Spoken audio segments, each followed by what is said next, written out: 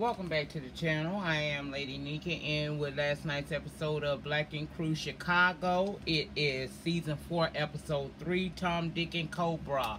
I didn't make no notes for this episode because shit, I don't know. I just don't really be needing them too often with Black and Crew. Y'all know this is my favorite, bitch. This is my favorite installment of the show, of the franchise. So I don't really need it, but I might forget something. So, as always, if I forget anything, put it down in the pan and we're going to discuss it. It wasn't a whole lot to it, but it was good. We opened up with Junior. Junior letting us know, see, I caught wind this shit was toxic around 9 Mag months ago, and I opted out by going to work over here at Tattoo Boulevard, and I had to, you know, I feel a ways because I went down to the 9 Mag party, and I didn't like how they was talking about Ryan. You know, I didn't want to believe what I had been hearing on the streets that, you know, about him tearing the shop up, and I'm kind of just, you know, concerned because Ryan, now, for nothing started this tattoo shit with us. He's the reason why we all had an opportunity to you know, to grow and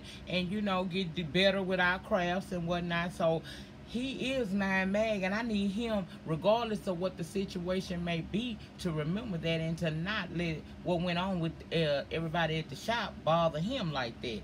And of course, Ryan comes to see him. They still cool. He basically tell Ryan, look, you are 9 Mag.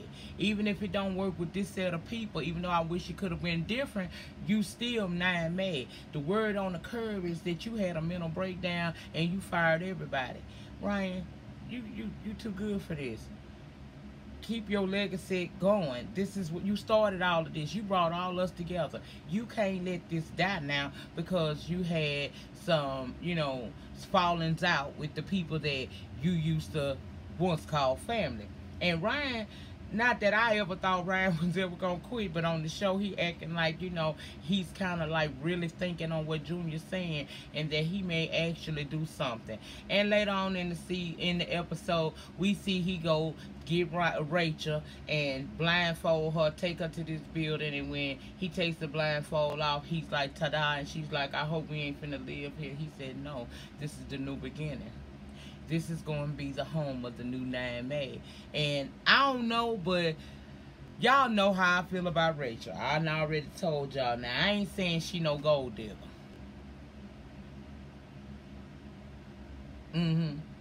She just basically said she'll support whatever it is that he wants to do. He's enthusiastic and ready to start anew, and she over here acting like sourpuss. Okay. Cool. Don is sitting at the house looking sullen, downtrodden, and just, you know, just like his whole world is going to end, and he's sucking on the hookah. And in comes Ashley. He don't even want to speak to her. Like she did something to him. Basically, she got to speak to him and tell him, look, I've been thinking that it's probably the best thing for me right now to go to Texas with my brother Rondell and take the kids. This nigga been sitting here like he damn near in a comatose state. He gets to holler, you can't take my kids away from me. I said, see, you stupid. You that new kind of stupid. My thing is this. The girl says she already hurt and embarrassed because he don't love her. And she feeling the ways about him, her staying in Chicago when all her support is down there in the greater state of Texas. She ain't saying like she gonna leave forever and forever. She just said right now, I think this is the best move. I need to be around people that I feel truly love me. And Don, clearly you don't. He comes to talking about, you know, I got these are my 2 sons. I need to be in their lives to help them grow up and do the right things and teach them certain things. And that is true.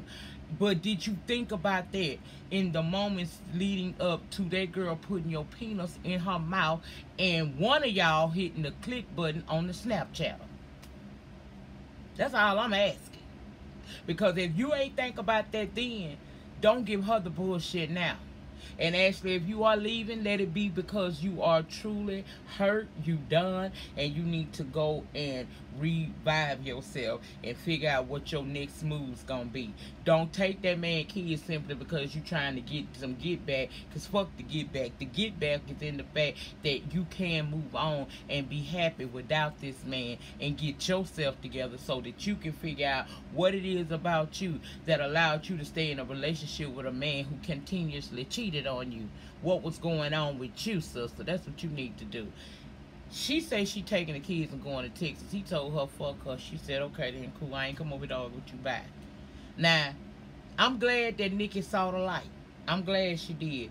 She saw the light at the end of the tunnel, because at the end of last week I was feeling the ways about her, because we knew from the beginning of this show 4 was the tattoo artist, but he was also the tattoo artist slash rapper, and that his passion was to be on that stage. So when London on the track decided he wanted to work with him and told him that he had to come out to LA, I was a bit pissed off at the fact that she threw cereal and milk all up in this damn man's face, because she felt like he was making moves without her. Girl, get out yourself. Get out your feelings.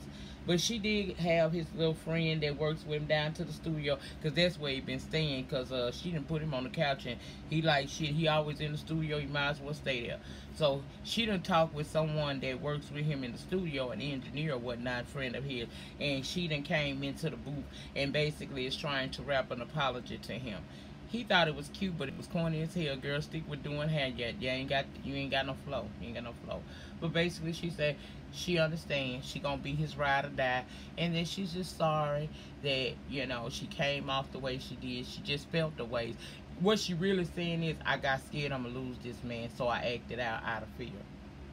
He got this, she got that, and she came in there looking right. So they go back to the house and they about to get ready to see if she can be a snack tonight. And Don done called and said that he was downstairs. 4 said, we always got an open door policy for my brother here, but Don ain't the type to pop in, so something must be going on. Don that came over there because he in his feelings, because Ashley moving the children to Texas based off the fact she done met up with old girl, and old girl's not only saying she pregnant, but they've been messing around a long time. 4 said, is it true? He said it ain't true. He was like, I'm glad I ain't got these type of problems, but hopefully they can work this situation out. Now, Lily over there, Lily Pad ain't even gonna give you none this season. I mean, not this episode anyway. I'm gonna let you live, girl. I'm gonna let you live, because you really didn't piss me off this episode. Lily Pad at the house, her and Cobra stay together. Cobra out of town right now. She down in Texas dealing with some issues, and once she get that together, she'll be back up to the greater Chicago area. But she's sitting there and she worried, because she really, all she had was 9 May. And now the building is, they got to get out the building, and she got to figure out what her next move is going to be. Now she's sitting there dealing with that, and knock on the door. Here come Velvet. Remember, Velvet used to mess around with Cobra, and they ended up breaking up because she saw Cobra. Cobra saw her for who she really was. Plus, she acted fool down in Cabo when they went there for a trip. Trying to do too much with Ford right in front of Nikki's face, and almost got her ass flamblayed, okay?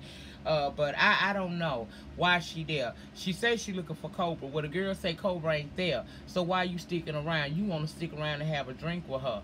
Okay, whatever. She basically ends up spilling the tea that her and Terrence, while they was in Cabo, had some type of oral communication. Now, me and Lily Pad was like, is that what they calling it now?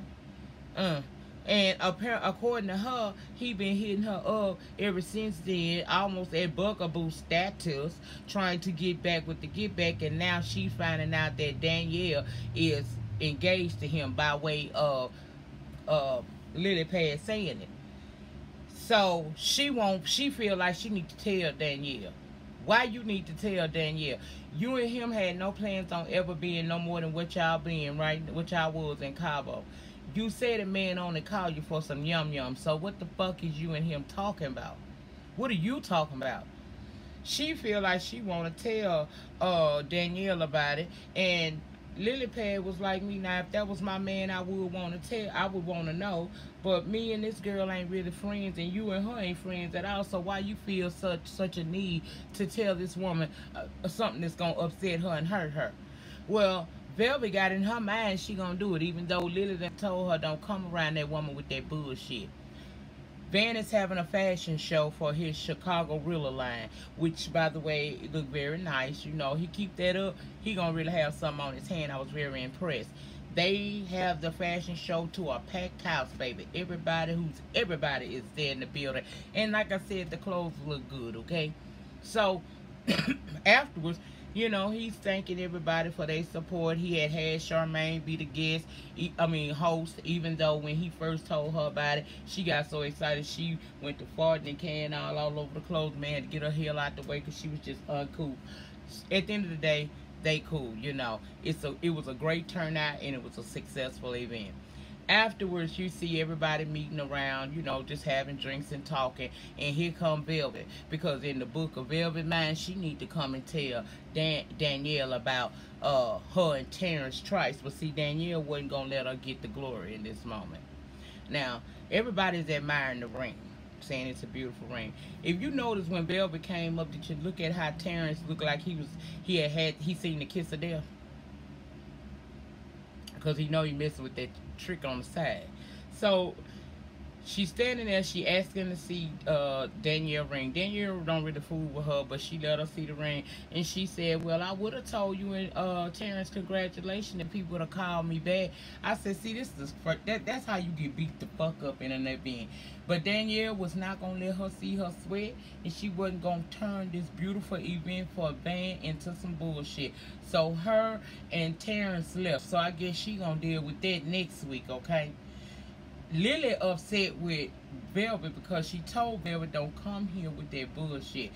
You didn't have to even do that. What is the point? What are you getting out of this? She ain't your friend, but you know Messy like Messy. And the Messy was deep in there. Because not only was Velvet in the house for Mess, Tasha there, and Tasha got a whole belly. Now when she met up with damn Ashley, she ain't had no belly. Where that belly came from? But she full on pregnant.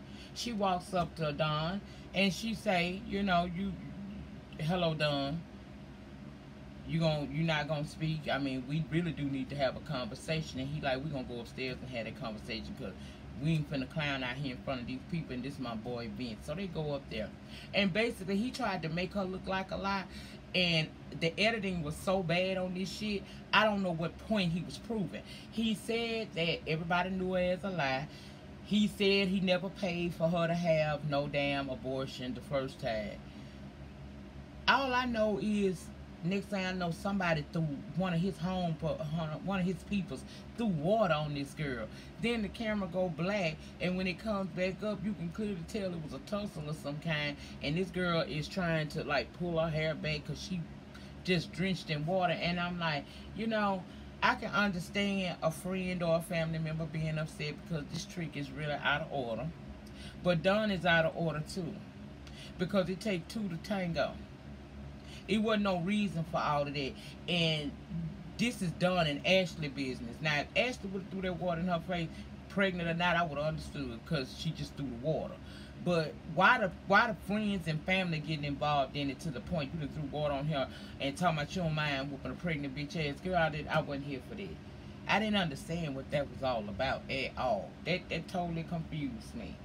And like I said, at the end of the day, everybody acting like Don is an innocent person here. Don is guilty.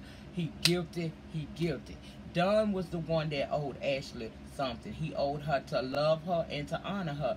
He didn't love nor honor her because he laid up and made the decision and acted out to have sex with this girl. Now this girl saying she's pregnant for you. You trying to make her look like a big lie, but at the end of the day, you trying to make her look like she a lie because you trying to cover your ass, and you can't cover your ass. This is the same thing you did to Charmaine in season 1 when you screwed her in the bathroom and act like you didn't, you know, it didn't go down like that. You had Ashley wanting to fight her and everything else, and you were just as willing of a participant as Tasha was this time and Charmaine was first season. I'm just over this boy. I really am. Now, next week, we're going to get a little bit more, child. We're going to get a little bit more.